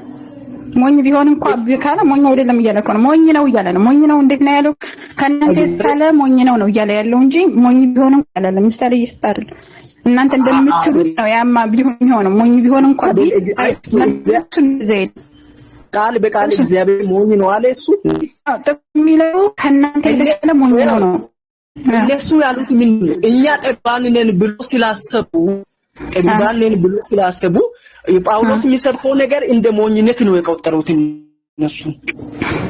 ስለዚህ ምንም እንኳን እናንተ የምትሰብከው ነገር እንደ ሞኝነት ብትቆጥሩኝ እንኳን የእግዚአብሔር ሞኝነት እኔ የሚሰብከው የእግዚአብሔር ሞኝነት ከእናንተ ይጠበባል ነው። አይደለም እያወራ ያለው ስለ ትምህርት አይደለም እያወራ ያለው ስለ እግዚአብሔር ሞኝነት ነው እያወራ ያለው። ስለ ሰውና ስለ እግዚአብሔር ሞኝነት ነው እያወራ ያለው። የእግዚአብሔር ሞኝነት ጥቅሱ ላይ ነው። ለምንድን ነው የምትለው አንተ? ጥቅሱ ቆይ ጥቅስ መበረዝ ይቻላል እንዴ? እኔማ ምን ይላል መሰለህ እኛ ካስተማርነው ውጭ የሚያስተምር ብሎን የተረገመ ይሁን ብሎን ጳውሎስ ራሱ ማለት ነው። እና አሁን አንተ ያው ርግማን ልታመጣ ነው አሁን። አይደለም የእግዚአብሔር ሞኝነት እሱ እየሰበከ ያለው ሰዎቹ የተረዱት እንዴት ነው ታዲያ? እኮ ሞኝ ነው ሲሉት ሞኝ ነው ሲሉትኝ እሱ ደግሞ ሞኝነቱን አረጋግጠላቸው ምን አለ? አዎ ልክ ናችሁ ነው። አሁን እዚህ ከእግዚአብሔር ሞኝነት ከሰው ሞኝነት የእግዚአብሔር ሞኝነት ይጠበባል አለ። የእግዚአብሔር ሞኝ ነው ግን ጥበበኛ ነው። አምላክ ከሰው የተሻለ ጥበበኛ ነው። ልክ ናችሁ ሞኝ ነው ግን ጥበበኛ ነው። ከሰው ይሻላል ነው፣ ከሰው የተሻለ ነው እያለ ነው። እንደዚህም ደካማ ነው አለ። ደካማ እንዴት ነው አምላክ ደካማ ተብሎ የሚገለጽ? ግን ከሰው ይሻላል። ከላይ ላምብልሽ አንዴ እስከ 18 እንትን አልነው 18 ላምብልሽ። ኧረ ቆይ እንደ አሰልቺ እንዳይሆን ማለት ነው ወገናችን፣ አሰልቺ እንዳይሆን ፍርዱ ለህሊና ለተፈዳሚ እንስጠው። በቃ ፍለታል ነው ተፈዳሚ። አሁን የተላምብልሽና ከዛ በኋላ እንተዋለን። ሰማው ካሁን የተቀየረ ነገር አለ ሰማው ከኔ አብት አንተ ነበርከው የተረዳሽ እኔማ አነበብኩት የተረዳሽ አላነበብሽም። አንድ ቁጥር ሰርችና ሚስ የሆነ ጀነራላይዜሽን ሰጠሽው እኮ አነበብኩኝ። ይልክ አንብቤ ተፈለገው ነገር ነው ሰጠሽው። ይልክ አነበብኩኝና እኔ ያልገባኝን ነገር ጠየቅኩ አውጥቼ ማለት ነው። እኔ መቼም ሙሉ ምዕራፉ እንደዚህ ነው ብያል ነገር ያንን ነገር ያልገባኝን ጠየቅኩ። አንተ ከ18 ጀምረህ እስከ 25 አረ በፈጠረ ቆይ ከ18 ድረስ ከስተ በማለት ይሄን ነው የሚያስረዳው ብለህ ማለት ሞከርክ። አንተ ያልከው በፍጹም እያለ ያለው ምንድነው ከተባለ አምላክ ሞኝ ነው። ከአምላክ ሞኝነት ከሰው ሞኝነት አምላክ ሰው ሞኝ ነው። ከሰው ሞኝነት ግን የአምላክ ጥበብ የአምላክ ሞኝነት ይሻላል እያለ ነው። አምላክ በቃ ይጠበባል። ገባን? የአምላክ ሞኝነት ይሻላል። እሺ አንዴ ስሚኝና የአምላክ ድካም ከሰው ድካም ይሻላል እያለ እየተናገረ ነው። አንዴ ስሚኛ እኔና ገባኛ ማለት ፈልኩ ገብቶኛል። ግን አንቺ አሁን አንድ ጥቅስ ቆርጠሽ ወሰርሽና የተሳሳተ ትርጓሜ ነው ጳውሎስ ማለት ያልፈለገው ነገር ነው እንትን ያልሽው ያውራሽ ያልሽውና መጽሐፍ ቅዱስ እንደዛ አይረዳም። መጽሐፍ ቅዱስ አንዷ ጥቅስ እንትን ብለሽ ኮንክሉዥን አይሰጥም። ሙሉ ጥቅስ ሙሉ አውዱ ነው ማንበብ ያለብሽና ከላይ ከአንድ ጀምሮ ምን ማለት ፈልገው ነው እንደዛ ያለው? እንደዚህ አንረዳምና በመላእክት ነው የምንቀበለው፣ በአውድ ነው የሚፈታው፣ በጥቅስ አይደለም። የኔ እናት ተሳስተሻል። መጽሐፍ ቅዱስ እንደዚህ እንትን አይልም፣ አይረዳም። ጳውሎስ ከላይ ያስረዳ ያለው ሲጀመር ስለ ክርስቶስ መስቀል እንደውም አንደኛ ቆሮንቶስ 1:18 የመስቀሉ ቃል ለሚጠፉት ሞኝነት ለኛ ለምንድን ግን የእግዚአብሔር ኃይል ነውና እያለ ይሰማል። የተለየ ነገር አወራለሁ ብለህ ነበር ግን የሚውቴድ እያዳመጥኩ ነገር ግን የተለየ ነገር እያወራህ አይደለም። አንቺ የተሳሳተሽ ስለሽ የተሳሳተን የተረዳሽ በተሳሳተ መንገድ ተረዳሽ እንደዚህ ነው እንደዛ ነው እንዴ? እሺ በቃ እንደፈለግህ ነገር ምንድን ነው ህሊናህን መሸሽ ስለማትችል ፍርዱ ለና ተዳሚ ነስተውና ሌላ ጥያቄ ነስተናል ወገኖች። ይሰማሻል? ይሰማሻል? ተሰምቶኛል። ኔትወርክ አንዳንድ እንትን ስለሚል ነው። አሁን 25 አንድ 25ን ለማንበብ ትንሽ ከፍ ሲል 24 መጨረሻ አካባቢ የእግዚአብሔር ጥበብ የሆነው ማን ነው?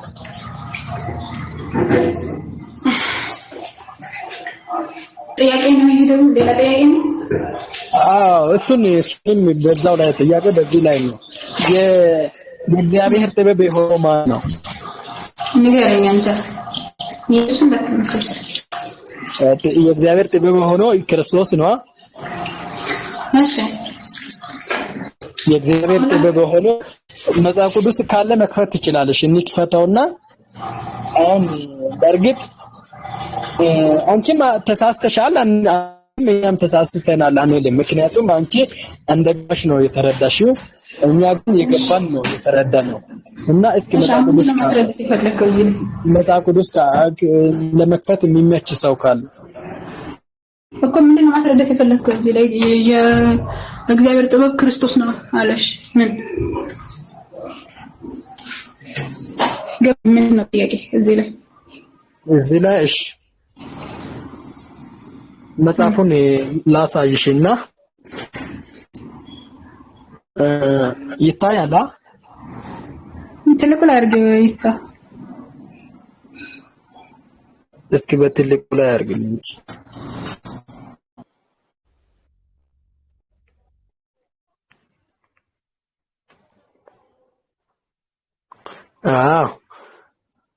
እሺ እዚህ ጋር አሁን ያስኩበት ቦታ እዚህ 24 መጨረሻ አካባቢ የእግዚአብሔር ጥበብ የሆነው ማን ነው ነው የሚለው እዚህ ጋር አይሰማም? ኢላ ብዬሽ ኮመንሽልህ ነበር። እሱ ኔትወርኩ ስለያዘኝ ነው። የእግዚአብሔር ጥበብ ክርስቶስ ነው። እነሱ በዛ ክፍል ላይ ሐዋርያ ጳውሎስ እየተናገረ ያለው ያ የእግዚአብሔር ጥበብ የሆነው ነው ክርስቶስን ምንድነው የሚወስዱት? ሞኝ ነው ወይ አምላክ ነው አይደለም ብሎ ስለሚያምኑ የእግዚአብሔርን ጥበብ የሰው ይልቅ የእግዚአብሔርን ሞኝነት ይጠበባል ያለውም ለዛ ነው። ደግሞንም የእግዚአብሔር ድካም ማለት ያ ጥበብ የሆነው እነሱ ደካማ ነው ብሎ ስለሚያስቡ ያ ደካማ ነው ብሎ ያስቡት ክርስቶስ እሱ ከሰው ይልቅ ይበረታልና ነው ያለው። ለዛ ነው እንጂ ስለ እግዚአብሔር ሞኝነት እያወራ አይደለም። አሁን እንዳው ጳውሎስ የተናገረው ሐሳብና አንቺ የተናገርሽው ሐሳብ አንድ አይደለም። የእግዚአብሔር ሞኝነት የተባለው እነሱ ቅድም ላይ ኢየሱስን ሞኝ ነው ስላሉ የእግዚአብሔር ሞኝ ወይ እግዚአብሔር ጥበብ ሆነው ኢየሱስ ያ እሱ ከሰው ይልቅ ይበረታል ነው እንጂ ነው እግዚአብሔር ይላል። ክርስቶስ ሞኝ ያሉት እንትኖች ክርስቲያና ይሁዳ መስቀሉ ቃል ለሚጠፉት ሞኝነት ነው። ሰላም መስቀል አይደለም ያወራው ክርስቶስ ሞኝ ነው ይላል ያለው ወይ ታለ መጀመሪያ መስቀሉ ቃል ምን ማለት ነው? መስቀሉ ቃል እኮ ኢየሱስ ነው። ስለ ክርስቶስ ነው የሚለው መስቀል። ይልክ መስቀል ስለ መስቀሉ አይደለም እያወራህ ያለሁት እኔ ስለ መስቀሉ ሳይሆን ክርስቶስ ታለ ሞኝ ነው የሚሉት ነው ያለው። ክርስቶስ ሞኝ ነው አሉ አልክ። መስቀሉ ቃል የሚለው ክርስቶስ አይደል እንዴ? መስቀሉ ክርስቶስ ነው እና ታዲያ የተሰቀለው ክርስቶስ እኮ ነው። የመስቀሉ ቃል ማን ነው መቻልኩ? የመስቀሉ ቃል ማለት ነው። የመስቀሉ ቃል ማለት መስቀሉ የሚሰቀለው መስቀሉ ማለት ነው። መስቀል ማለት የመስቀሉ ቃል የመስቀሉ ቃል ማለት ነው። የመስቀሉ ቃል ማለት መስቀል አይደለም ያልኩሽ። የመስቀሉ ቃል የሚነገረው ስለ መስቀሉ የሚነገረው ስለ መስቀል የሚነገረው ማን ነው? ኢየሱስ ክርስቶስ ተሰቅሏል ምናምን ብሎ የሚነገረው ነው። እሺ ማን ነው? ክርስቶስ አይደል እንዴ የተሰቀለው? እና የተሰቀለ ስለተሰቀለ እኮ አይደለም እያወራ ያለው እዚህ ጋር ስለተሰቀለ ነው ስለመስቀል ነው። አዎ ትክክል። አሁን ዛራ የሚታስበው ነገር ስለመስቀሉ ቃል ስል ስለመስቀሉ ቃል ማለት እኮ ማን ነው እኔ ጠየቁት። ስለመስቀሉ ቃል የሚለው ስለማን ነው ወይስ ማን ነው? የመስቀሉ ቃል ማለት ስለመስቀሉ የተነገረው ማለት ነው። ስለመስቀሉ የተነገረ ማን ነው? ስለመስቀሉ የተነገሩ በጣም ብዙ ነገራቶች አሉ። ኢየሱስ ክርስቶስ ይሰቀልበታል፣ ኢየሱስ ክርስቶስ ይቸነከርበታል ምናምን ተብሎ ሊነገር ይችላል። እሺ ያው ስለ ኢየሱስ አይደል እንደሚናገረው እኮ ኢየሱስ ክርስቶስ ይሰቀልበታል፣ ቢስማር በቢስማር ይወጋል ምናምን ብሎ ሊነገር ይችላል። አይ እንደዛ አይደለም። አሁን አንቺ ቃሉ ምንድነው? ሰለቃል አይደለም እንደሚያወራው። እሺ የመስቀሉ ቃል ማለት ነው። አዎ አሁን ተረስተሽ ከሆነ መስቀሉ ቃል ማለት ምን ማለት ነው? ይሰማል እኮ ነገርኩህ እኮ ለአራተኛ ጊዜ ልድገመው። እሺ አዎ ደግመኝስ። በቃ እንትና ቆይ እንዳትደክሙ ቆይ አንድ ጊዜ እንዳትደክሙ። አንድ ሐሳብ ላይ ደከማችሁ። ማን ጋር ነበር እያወራሽ ያለሽው? ቤሊ ጋር ነው እያወራሽ ያለሽው? ቤሊ በጣም ጥሩ። ረፍት አድርጉ። ያኔ እየተደከማችሁ ነው። እሺ አላህ ተዓት። እሺ በቃ ጠቅለል ላድርገውና መሰለኝ ማለት ጠቅለል ላድርገው። በቃ አጠቃልለው። እሺ በቃ እሺ መርሐባ። ጠቅለል ላድርገው ምንድነው አሁን ይሄ ወገናችን እያለ ያለው እዚጋ ሞኝ እየተባለ ያለው እንትና ነው ኢየሱስ ነው እንጂ እግዚአብሔር አይደለም እያለ እየተናገረ ነው ያለው። ጥቅሱ ስለዚህ ነው የሚያወራው። የእግዚአብሔር ይሄ ሞኝነት እየተባለ ያለው ሞኝ የተባለው ኢየሱስ ክርስቶስ ነው። ስለዚህ የእግዚአብሔር ሞኝነት አሁንም የእግዚአብሔር ሞኝነት ለማስጣል ኢየሱስ ክርስቶስም ሞኝ ነው እያለ ነው ወገናችን። ለምን ከተባለ አሁን እዚህ ጋር ለተጠሩት ግን አይሁድ ቢሆኑ የግሪክ ሰዎችም ቢሆኑ የእግዚአብሔር ኃይልና የእግዚአብሔር ጥበብ የሆነው ክርስቶስ ነው ይላል። የእግዚአብሔር ጥበብና የእግዚአብሔር ኃይል የሆነው እዚህ ጋር ክርስቶስ ነው የሚለው። እሺ እንወሰድና ክርስቶስ ነው የእግዚአብሔር ኃይልና የእግዚአብሔር ጥበብ ክርስቶስ ነው እንበልና ከሰው ይልቅ የእግዚአብሔር ሞኝነት ይጠበባልና የሚለው እግዚአብሔር ሞኝ ነው የሚለውን ነገር እዚህ ላይ እንትን ይላል ነው ያስተባበለው ነው። እግዚአብሔር ሞኝ ነው፣ ነገር ግን ከእግዚአብሔር ከተለየ አንድ ጊዜ ከተለየ ማለትም ከሰው በተሻለ እግዚአብሔር ሞኝ ነው እያለ ያለው። ክርስቶስን እዛ ላይ ሞኝ ነው አላለው። ግልጽ ነው። ክርስቶስ ነው እንኳን ብለህ ብትል እንትና ጳውሎስ መሰለ እነሱ ሞኝ ነው ብለው ያረጋገጡትን ነገር ከዛ ላይ ሞኝ ነው ተብሏል እንኳን ብትል ማለት ነው። እነሱ ሞኝ ነው ብሎ የተናገሩትን ነገር ጳውሎስ ምን አደረገ? አረጋገጠና ከሰው ይልቅ የእግዚአብሔር ሞኝነት ይጠበባልና አለ። የእግዚአብሔር ሞኝ ነው፣ ነገር ግን ከሰው እርሱ ሞኝ ነው። ለምሳሌ ኢየሱስ ሞኝ ነው፣ ነገር ግን ከዚያ በተሻለ ሞኝ ነው እያለ ያረጋገጠልን ነው ወገናችን። የእግዚአብሔር ድካም ኢየሱስ ክርስቶስ ደካማ ነው፣ ነገር ግን ከሰው ይልቅ የሱ ደካማነት ይሻለን እያለ ነው። ስለዚህ አሁን ምንም የተለየ ነገር አለመጣም ወገናችን። ፍርዱን ላይ ለና አልተደም ግን ጥቅሱ እንደዛ አይልም። ስለ እግዚአብሔር ድካምና ስለ እግዚአብሔር ሞኝነት ነው የሚያወራው። እና መሲህ ይቀጥ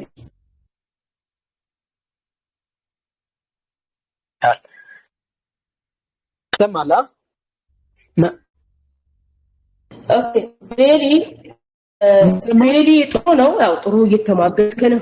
ይሰማል ቤሊ ኦኬ አንድ ትንሽ ይሰማል አይደለ?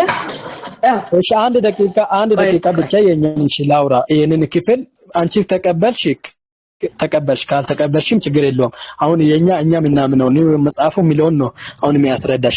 አሁን 18 ላይ የተናገረው 18 ላይ የተናገረው የመስቀሉን ቃል ለሚጠፉት ሞኝነት ነው። መስቀሉ ቃል የሆነው ኢየሱስ ነው።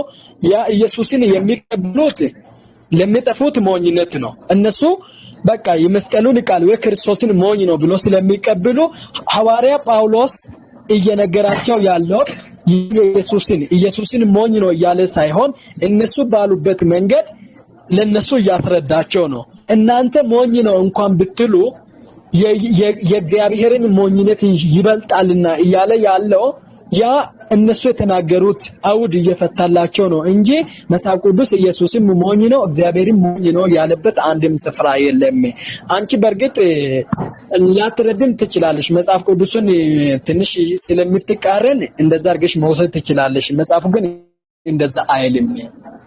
እህት ጭማሪ ደግሞ መጽሐፍ ቅዱስን አንድ ጥቅስ ብቻ ቀንጨብ አድርገሽ ከምታነቢ ከፍ ብለሽ አውዱ ምንድነው ስለምን እያወራ ነው የሚለውን ሙሉ አውዱን ብታነቢ አሪፍ ነው። አሪፍ ነው። ችግር የለው ምን በሐሳቡ በዚህ እኔ አንተ አልቃወም ምን ሐሳብ ሌላ ነው። ጳውሎስ ሞኝነት ያለበትን እሱ ጋር ፎከስ አላደርግም። በዚህ ዙሪያ ፎከስ አድርጌም አላቅም። እሱ አይደለም ዋና ነጥቤ። የኔ ዋና ነጥብ ምንድነው? እንደዚህ ሞኝ ብሏል አላለም እያላችሁ ጊዜ ከምታባክኑ ጳውሎስ ያን አንተ የሥላሴ ዶክትሪን አማኝ ነህ? ኢየሱስ ፈጣሪ ብለህ ታምናለህ? ፈጣሪ ነው ብዬ ነው ማምነው። የሥላሴ ዶክትሪን በጣም ጥሩ። ስለዚህ እኔ መልእክት ላስተላልፍልህ የፈለኩት ጊዜ ከማባከን ጳውሎስ በኢየሱስ ፈጣሪነት ያምናል ወይስ አያምንም የሚለውን ሐሳብ ልነግርህ ነው እንጂ በዚህ ዙሪያ እኔ እንትን አይደለም። ያኒ ጳውሎስ እግዚአብሔር ሞኝ እያለ ይሳደባል የሚል እምነት የለኝም። ይሄ ግል እምነቴን ነው የምነግርህ። ኦኬ። እና ፎከስ እንድታደርግ የምፈልገው ምንድነው ሐዋርያው ጳውሎስ ኢየሱስን ፈጣሪ ነው ብሎ አልሰበከም። ፈጣሪ ነው ብሎ አያምንም ነው የሐዋርያው ጳውሎስ። እንግዲህ ፎከስ አድርገህ ብታነብ ምንድነው ፎከስ አድርጎ ሲሰብክ የነበረው ከእግዚአብሔር ከአባታችን ከጌታም ከኢየሱስ ክርስቶስ እያለ ነበር ሲሰብክ የነበረው። እና በጳውሎስ እምነት ኢየሱስ ፈጣሪ አይደለም፣ ኢየሱስ እግዚአብሔር አይደለም። ምድርና ሰማይን የሚፈጥረው እግዚአብሔር እንጂ ሰው አይደለም ብሎ ሰብኳል። የሐዋርያ ሥራ ምዕራፍ 14 ላይ ጳውሎስ ደግሞ ኢየሱስ ምን ብሎታል? ሰው ነው፣ በእግዚአብሔርና በሰዎች መካከል ያለ መካከለኛ ሰው ነው ብሎታል ነው።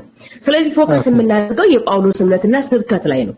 ጳውሎስ ኢየሱስን እግዚአብሔር ነው ፈጣሪ ነው ብሎ አልሰበከም ነው። በዚህ ዙሪያ ምን ትላለህ ነው ጊዜ አባከናችሁ በምትሉ። ኦኬ አሁን ኢየሱስ አምላክ አይደለም ብሎ የሰበከበት እስኪ ጥቅሱን ትሰጥኛለሽ? ሁሉም ላይ ከሮሜ ጀምረህ እስከ ፊልሞና መጨረሻ ድረስ ስታነብ ጀመሪያው ምዕራፍ ላይ ምንድነው የሚለው? ከእግዚአብሔር ከአባታችን ከጌታም ከኢየሱስ ክርስቶስ ነው የሚለው። እግዚአብሔርነትን እውቅና የሰጠው ለአብ ነው። ከእግዚአብሔር ከአባታችን እያለ የሚጽፈው ሁሉም ያውቀዋል። ልብ አላላችሁትም እንጂ ሁላችሁም ታውቁታላችሁ። መጽሐፍ ቅዱስ በተለይ ከእግዚአብሔር ከአባታችን ከጌታም ከኢየሱስ ክርስቶስ የሚለውን ታውቁታላችሁ። ግን እዚህ ጋር ፎከስ አድርጋችሁ አልመረመራችሁትም። ከእግዚአብሔር ከአባታችን እግዚአብሔር አብ ምንድነው? እግዚአብሔር ነው። ወልድ ግን እግዚአብሔር አይደለም። ኦኬ ወልድ ግን አይደለም፣ እግዚአብሔር አይደለም። ልክ ነሽ ሐሳብሽ አንቺ። አሁን መጀመሪያ ጳውሎስ መልእክት ቆሮንቶስዮች አንደኛ ቆሮንቶስዮች 1:3 ላይ ይናገራል። 1:3 ላይ ላብራላ እንትኑን መጽሐፍ ቅዱስን ሊከፍትልሽ ወይ? ችግር የለውም። ቃሉ ምን ይለው? ይሄ ክርስቶስ ጌታ በመሆኑን ባፉ የመሰከረ የሚለው ነው። አፉ መሰከሩን አይደለም እንዴ? ይታይሻል። እሺ ምንድነው ማለት ፈልክ? ይታይሻል 3 ችግር የለውም። አንተ አንብበው ሐሳቡን አንብበው። ከእግዚአብሔር ከአባታችን ብሎ አላቆመም። አዳምጭ። ከእግዚአብሔር ከአባታችን ከጌታም ከኢየሱስ ክርስቶስ ጸጋ ከአባታችን ከጌታም ይላል። ከአባታችን ጌታም ከኢየሱስ ክርስቶስ ጸጋ ክርስቶስ እኮ ጌታ የሚለው ነው። ቆይ አዳምጠው። እዚህ ጋር ጌታና እግዚአብሔር ልዩነት ማወቅ አለበት። እዚህ ጋር ጌትነት ስልጣን ነው፣ ሹመት ነው። እግዚአብሔር ክርስቶስን ጌታ ያደረገው። ስለዚህ ክርስቶስ ጌታ ተብሏልና ክርስቶስ እግዚአብሔር ነው ማለት አይቻልም። ጌታችን ዳዊት ይላል መጽሐፍ ቅዱስ፣ ጌታችን ሙሴ፣ ጌታችን አብርሃም ተብሏል። ኦኬ ጌትነት ሹመት ነው። ኢቭን ራሱ ክርስቶስን ጌታ ይሆናል አይደለም ወንጌል ኢየሱስ የተባለው ኢየሱስ ራሱ ድምጽ ተመከመላው በኋላ ነው። ይሄ ጌትነት ምንድነው? ሹመት ነው ያኒ እንጂ ጌታ ስለተባለ ኢየሱስ እግዚአብሔር ነው ማለት አይደለም። እኔ ኢየሱስ ጌታ አይደለም አላልኩም። አዎ ጌታ ነው እልሃለሁ፣ ነገር ግን እግዚአብሔር አይደለም። ምክንያቱም የጌትነት ምንጭ ምንድነው? ከእግዚአብሔር ስለሆነ ማለት ነው። ኦኬ ጌታ ማለት ምን ማለት ነው? ጌታ ብሎ ማለት ያኒ ሹመት ነው። ያኒ ለምሳሌ እኔ ባንተ ላይ ጌታ ከሆንኩ ወይ አንተ በኔ ላይ ጌታ ከሆንኩ አንተ አዛዥ ነህ ማለት ነው። ልክ አንደኛ ቆሮንቶስ ምዕራፍ 11 አንቀጽ 13 ላይ ማነው አንቀጽ 3 ላይ አላየህም?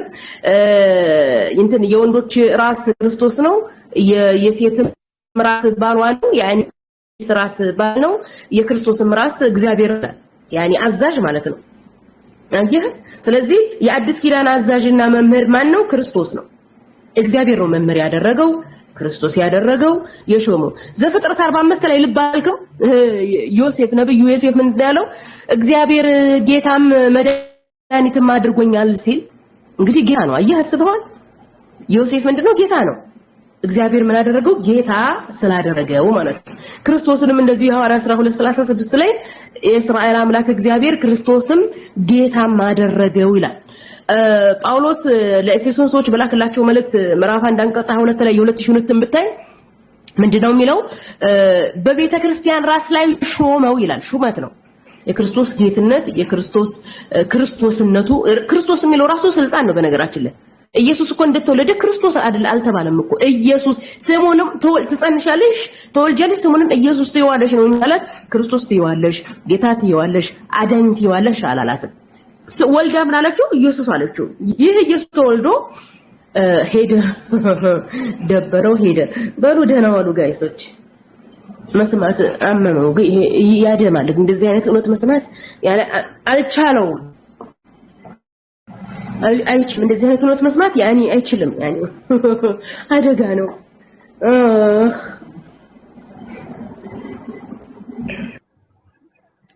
ጀዛኩሙላህ ኸይራን። ዘሃሩና ሲማል ይጠብቃችሁ። እኔ ግን ኔትወርክ እያስቸገረኝ ነው። ገስት ራሱ እንትን አይልም፣ ማንቀሳቀስ አልችልም። ሞዴሬተሮች ካላችሁ ክርስቲያን ካሉ አስገቧቸው።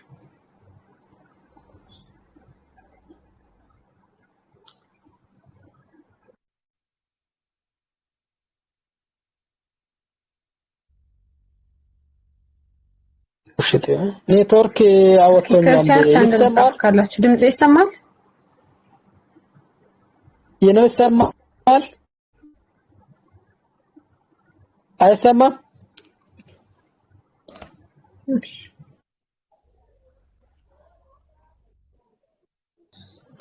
ቪዲዮ ፖስት ሼር አድርጉ። እሺ አሜን። ክርስቶስ ነው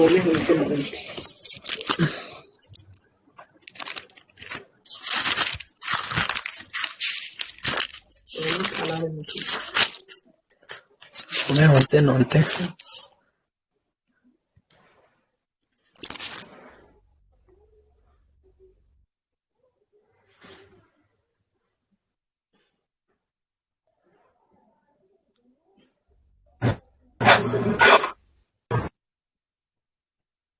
ይሰማል ወይ?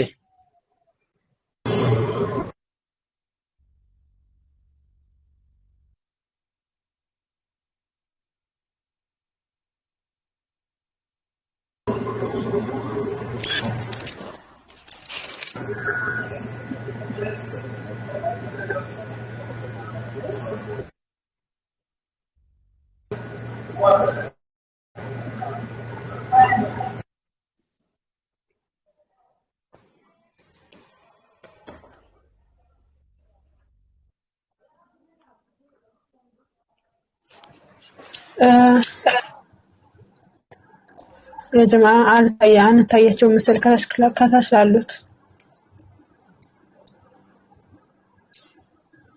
የሚያወራ ሰው አለ እንዴ? ኔታ ያስቸገረኝ ነው። የሚያወራ ሰው የለም፣ ምንም አይሰማኝም። ልጁ እያወራ ነው እያሉ ነው። በመንፈስ ነው በስጋ ያሳን ወርዷል እኮ አይደለ እንዴ? በላይ የሚባለው አልገባም እኮ ልጅ አልገባም። ይሰማል ድምፅ እኮ እያወራ ይሄንን ወርጄ ነው ተሰውሮ ነው እየሰማን ነበር። እኔ ራሱ ሰምቻለሁ ከመግባት መጽሐፍ እንትን እያሉ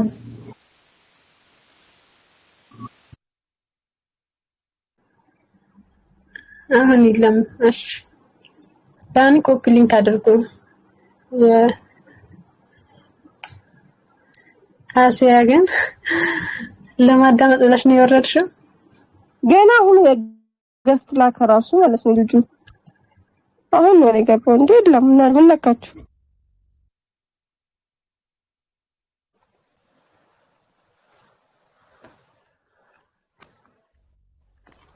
አሲያን አስገቦት። እኔ ኔትወርክ ይሰራልኝ አይደለም።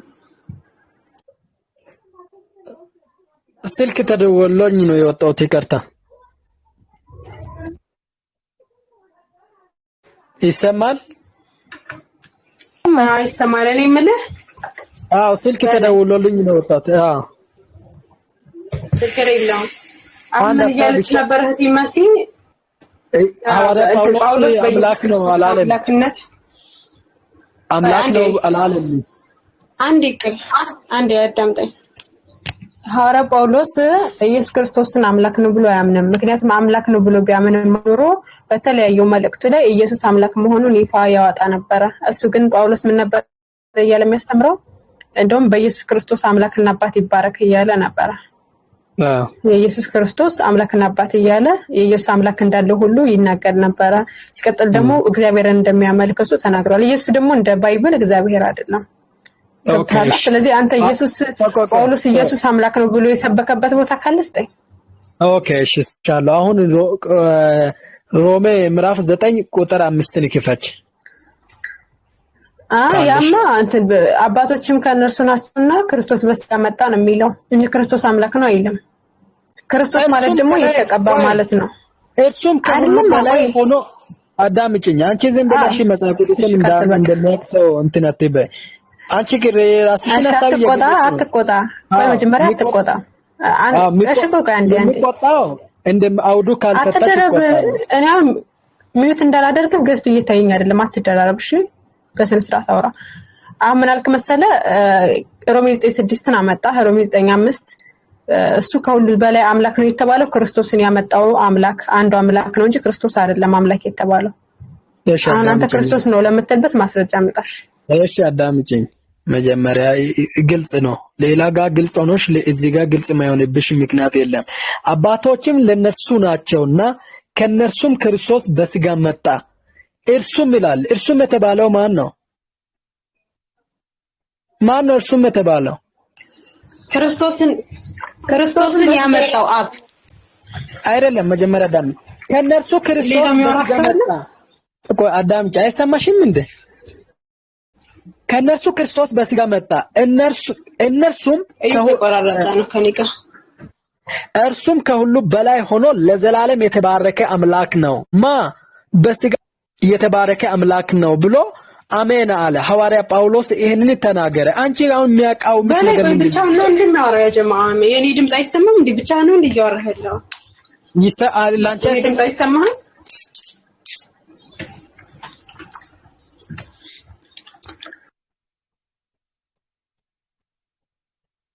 አይሰማም? አሁንም አይሰማም?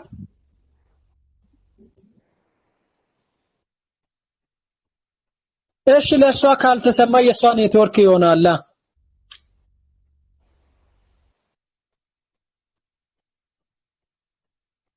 አዳምጪ። መጀመሪያ እዚህ ጋር እሷ ያመጣሽው ክፍል ሐዋርያ ጳውሎስ ኢየሱስን አምላክ ነው አላለም ስላልሽኝ አሁን አምላክ ወይ ኤዮ ያሳየሽ እኮ ነው። እሺ አዳምጪኝ። እሺ በስጋ የላከው ያመጣው አምላክ እውነተኛ አምላክ ነው እንጂ እያለ ያለው ኢየሱስ በስጋ የመጣው ኢየሱስ አምላክ ነው እያለ አይደለም። ሲጀመር ኢየሱስን በስጋ ያመጣው ማን ነው? የት ይላል? ይሰማል ድምጽ? ሰሚያለሽ? ኦኬ በላይ ነህ። አሁን ያልኩ የነበረው ይቅርታ ተቋርጬ ነበር፣ ዋይፋይ ነው።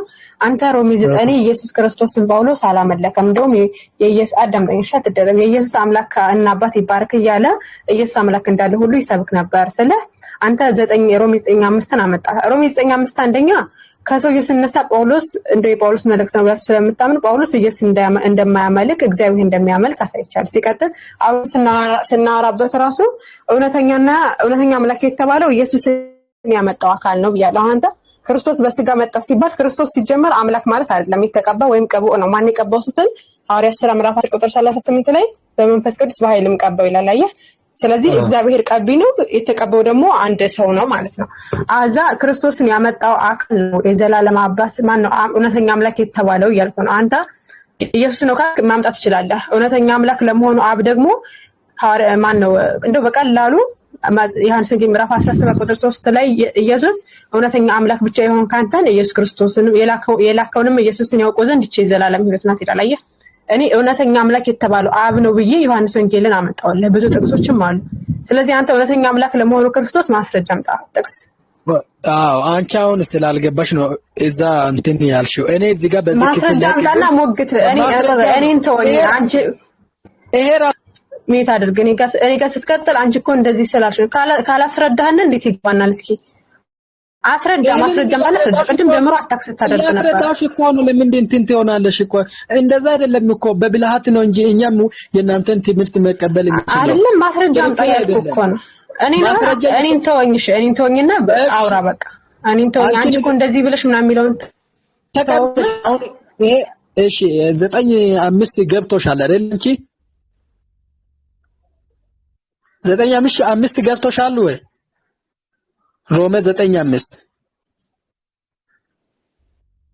እሺ እየወጣች ነው። የገባ ሰው እስኪ ይግባ ከኔ ጋር ይነጋገር። የገባ ሰው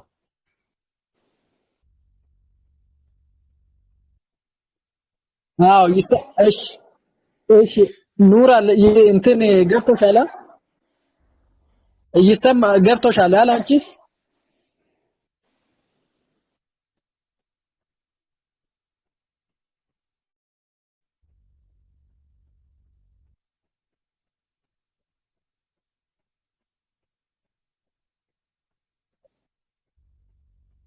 ወደዛም ይቀበላለሁ። ቆይ እሱንም አንተ እንደምትረጂው አይደለም። መጀመሪያ ይሄ ቅድም ያመጣሁት ክፍል ነውና 9:5 ገብቶሻል ላንቺ ነው ያልኩት እኔ።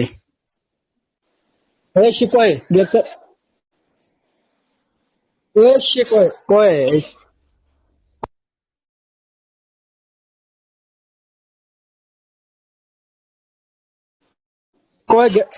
አሁን ማብራሪያ እየሰጠሽኝ እኮ ነው። አባቶችም ለነርሱ ናቸውና ከነርሱም ክርስቶስ በስጋ መጣ፣ እርሱም ከሁሉ በላይ። እርሱ የተባለው ማን ነው? እርሱም ከሁሉም በላይ የተባለው ክርስቶስን በስጋ ያመጣው ነው። እንደዛ የት ይላል? እስኪ የት ይላል? አንብበው ከቁጥር 1 ጀምረህ ጳውሎስ ስለምን እንደሚናገር ይኸው እስኪ። እሺ ጳውሎስ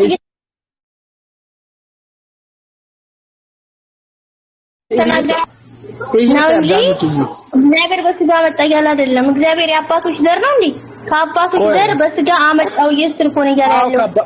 አዳምጪኝ። ከአባቶች ዘር ነው ላንቺ እኮ ይሄን ማስረዳ መጽሐፍ ቅዱስ ዘር ነው እኮ። አዳምጪኝ።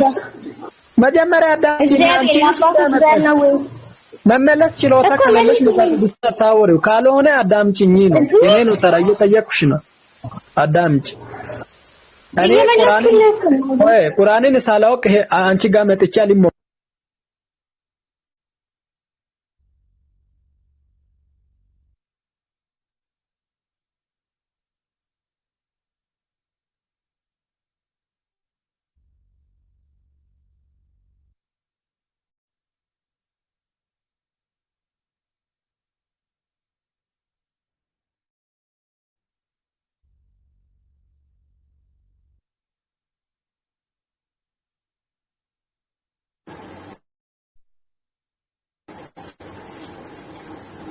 I think report መሰለኝ ያደረጉት ሪፖርት መሰለኝ።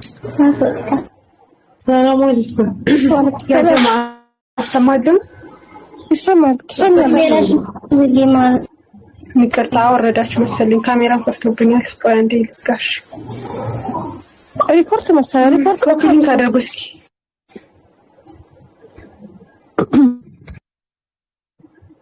እስኪ አንዴ ሁላችሁም ኮፒ ሊንክ አድርጉ። ክርስቲያን ማስገባት ኔትወርክ ነው። አይ ቲንክ ያስቀጣል።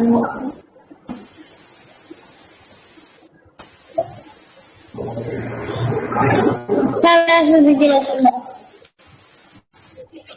ቆይሽ ዘጋኝ ብሎ እኮ ነው ወላሂ ይድራል በልጅ ኮርደስ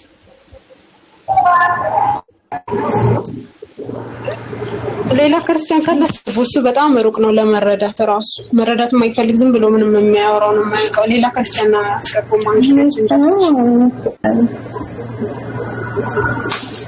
ሰምታችሁኛል ያልኩትን ኑራ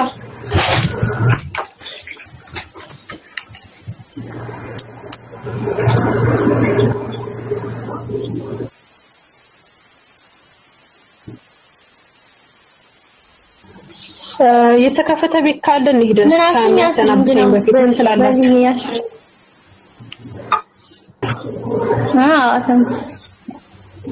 ይሰማል እንዳረክሽ አላወኩም። አዎ ዩቲ በቃ ውረጂና ወይ ቤት እንደገና ክፈቺ ወይ ደግሞ እንትን ነው ሰማያለሽ በቃ ሌላ ቤት እንደተከፈተም ካለ እንዳይዘቀብኝ ማለት ነው። አዛድ ይቆያል። ገዝተን ራሱ መቆጣጠር አልቻልኩም። እንደገና ብትከፍቺ እሺ እንደዛም ከተቻላችሁ እኔ ከፍታለሁ ያልካል ችግር የለውም። እስኪ ልሞክርሽ የከፈተው ከሌለ እኔ ከፍታለሁ። እሺ በቃ ጀዛኩም ላ ኸይራን። ሁላችሁም የፖስተክቱ ቪዲዮ አለ መጀመሪያ ላይ የሚገኘው። አሲያ ምን ሆነሽ ነው የጠፋሽ? ብዘይርሽ ከማጣት ይበል ኦፍ አድርጊ ከላይ ማለት ነው። ኦፍ አድርጊ እናወራለን። ይታይ ቴሌ ላይ ጽፍልሻል ያለሽ ማለት ነው።